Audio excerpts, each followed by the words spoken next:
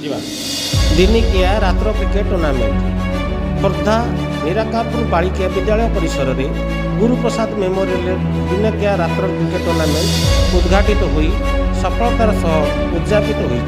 टूर्नामेंटर समुदाय 16 दल अंशग्रहण करते फाइनाल मैच रे बेरबई जलंग दल निराकारपुर यंग स्टार को पराजित कर चैंपियन होगार गौरव अर्जन कर विजेता दल को ट्रफी सह नगद अर्थराशि प्रदान कर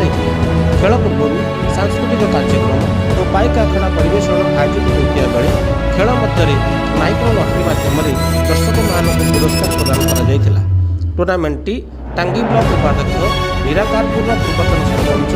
और स्थानीय युवक मान सहयोग सुचारू रूप में अनुष्ठित होता खेल माध्यम युव प्रतिभा को प्रोत्साहन मिलू दर्शक मैंने आयोजक मानक साधुवाद जन आगामी दिन में यही खेल को जिला स्तरीय करने को लक्ष्य रखिंट आयोजक ये नहीं कौन कहते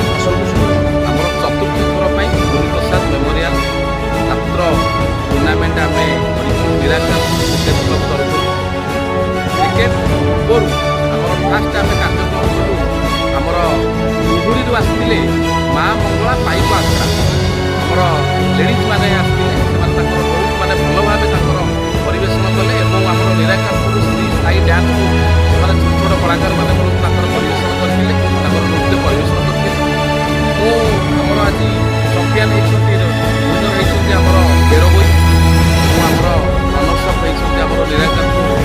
यंग स्टार क्रिकेट क्लब आम ये समस्त जनवाक चाहूँ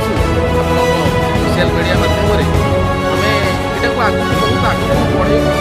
आमर गोटे लक्ष्य अच्छी ये जगह को आम आज अनुष्ठित होता निराकारपुर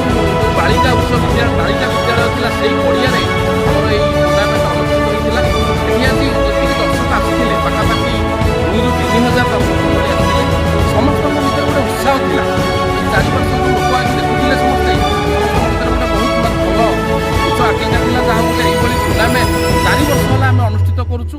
मु भगवान पाखे एति प्रार्थना करी आमर ये अनुष्ठान दीर्घायु हो समस्त कार्यकर्ता मानक मो तरफ अशेष अशेष धन्यवाद देवी और आपण मानक सोशल मीडिया आपण मानक इलेक्ट्रोनिक्स मीडिया को मो तरफ अशेष अशेष धन्यवाद।